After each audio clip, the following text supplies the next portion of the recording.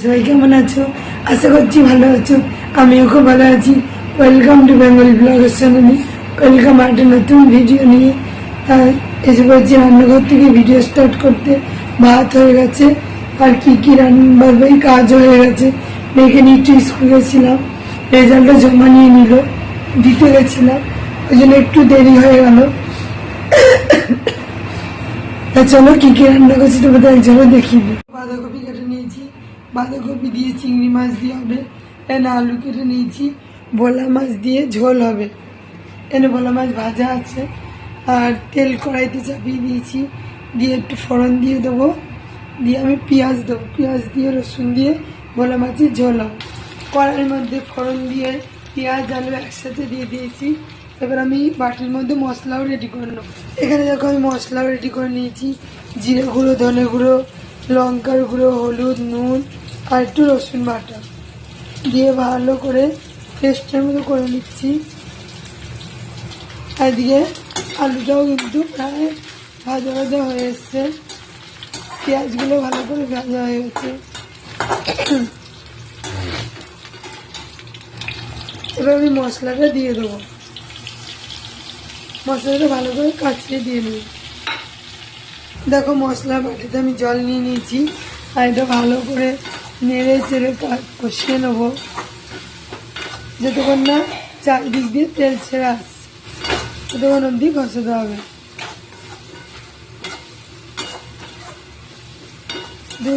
5 থেকে 6 মিনিট ভালো করে কষিয়ে নিতে হবে।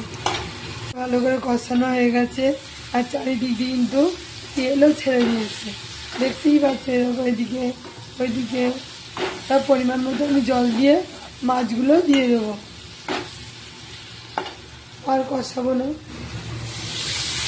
আর একটুখানি করে জল দেবো, দিয়ে মাছগুলো দিয়ে দেবো।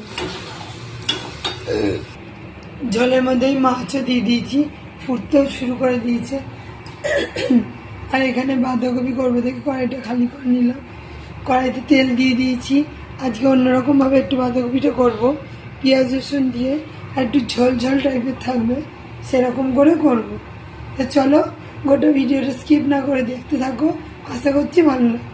ঝোল আমার হয়ে গেছে, দেখো ধনেপাতাও ছিটিয়ে দিয়েছি।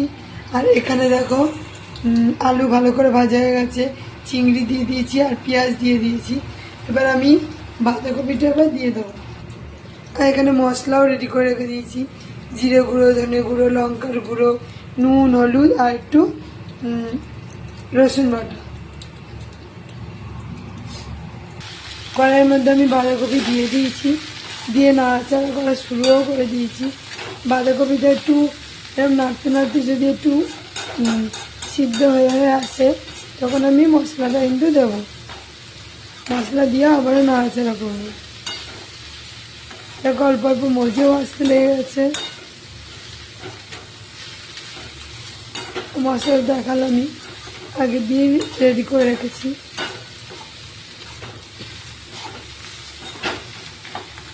আমার বাঁধাকপি ভাজা ভাজা হয়ে গেছে, আমি এবার মশলাটা এর মধ্যে দিয়ে দেবো।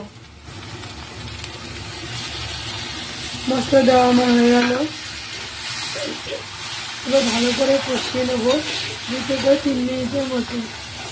বেশিক্ষণ ধরে কষাতে হবে, কষালে তবেই কিন্তু স্বাদটা আসবে।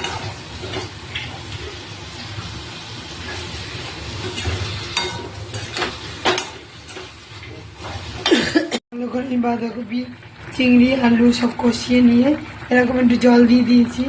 জল জল থাকতে থাকতে কিন্তু নামাবো বাঁধাকপিটা। আজকে একটু অন্য ধরনের বাঁধাকপি করছি বললাম, সেই জন্য এরকম ধরনেরই করবো। ঝোল ঝোল বাঁধাকপি আমার হয়ে গেছে, পাত্রে ঢেলে নেবো। ঢেলে এবার গ্যাস ট্যাস মুছে বাসনপত্রগুলো মেজে নেবো, দিয়ে আবার খাওয়া দাওয়া হয়ে গেছে। এটা রাতের জন্য করে রাখলাম, মাছের ঝোল দিয়েই খাওয়া হয়ে গেছে। তো মাছের ঝোলে পুরো হাঁড়ি ফাঁকা হয়ে গেছে, জল দিয়ে ভিজিয়ে রেখেছে হাঁড়ি। চলো বাঁধাকপিটা ঢেলে নিই, ঢেলে বাসনগুলো মেজে নিই। এবার গ্যাস মুছে নিয়েছি, দেখো এমনি এটাও মুছে নিয়েছি, যে রুটি ফুটি করা হয় তাকে মুছে নিয়েছি, একদম পরিষ্কার টিপটপ করে নিয়েছি। আর এদিকে দেখো আটার কৌটো নিয়েছি, আটাটা ভাবছি মেখে রেখে যাবো, তাহলে রুটি করতে সুবিধা হবে। আর এখানে দেখো বাসনও মেজে নিয়েছি, বাসনগুলো এবার উপুর করে দেবো এই ঝুড়ির মধ্যে, আর উনানের ঝিপগুলো লাগিয়ে নেব।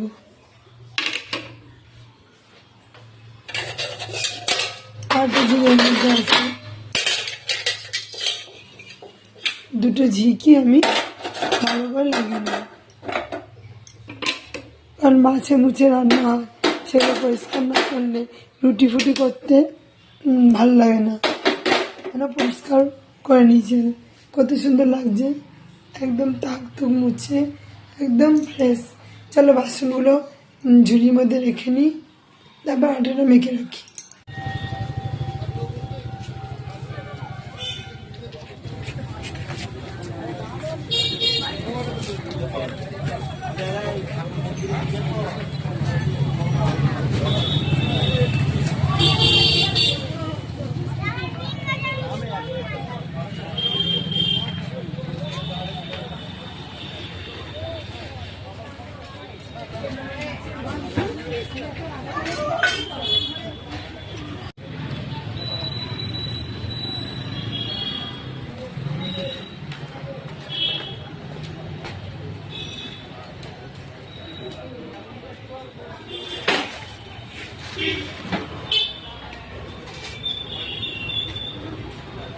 ছেলেকে পড়তে দিয়ে দুটো বড় ঠাকুরের মন্দিরে গেছিলাম, ওখানে প্রসাদ খাইনি। আসার সময় দেখছি যেখানে আমি প্রসাদ খাই ওখানে প্রসাদ খেলাম, আর প্যাকেট দিয়েছে, ওর মধ্যে পোলাও, তারপরে আলুর দম, চাটনি, একটা করে মিষ্টি ছিল। আর খাওয়া দাওয়া হয়ে গেল। রুটি একটা মেখেছি, রুটি কটা করে রাখবো, তোমাদের দেখাই প্যাকেটগুলো করতে পারবো। এই প্যাকেটগুলো ছিল, এর মধ্যে যা যা ছিল তো খেয়ে ফেলেছি, তাই এখন দেখাতে পারছি না। এই যে এই প্যাকেটগুলো, এর মধ্যে এই যে রান্তে ওরা আমি ছেলে মেয়ে খাওয়া হয়ে গেছে, শুধু বড় মাসের খাওয়া বাকি, খেলে পরেই হয়ে যাবে। আমি এখানেই রাখছি। আমার ভিডিও যদি ভালো লেগে থাকে অবশ্যই চ্যানেলটা সাবস্ক্রাইব করবেন, লাইক কমেন্ট শেয়ার করতে ভুলবেন না। গলার অবস্থা খুব খারাপ আর কথা বেরোচ্ছেই না একদম। বন্ধুরা রাখছি, বাই।